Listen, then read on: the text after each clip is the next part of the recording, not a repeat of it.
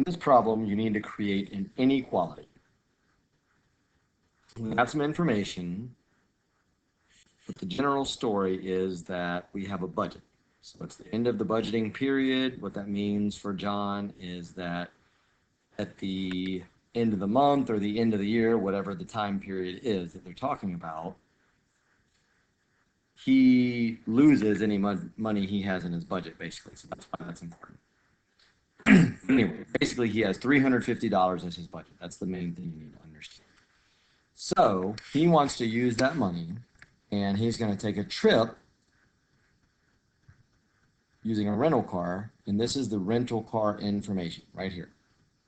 So what he's trying to figure out basically in the story is how many days can I be gone and how far can I go on $350, which is my budget.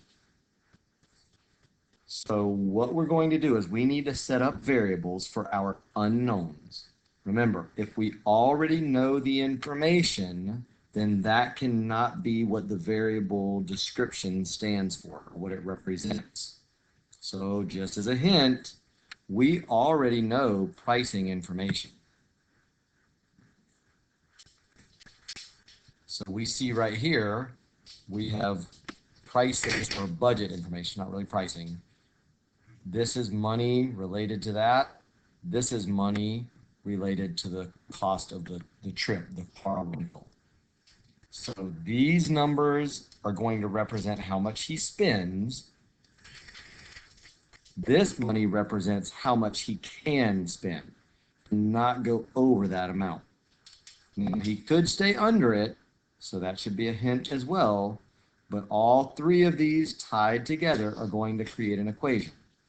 What you need to figure out is what are your two variables. I'll give you a hint. One variable is tied to this information about cost. One variable is tied to this information about cost.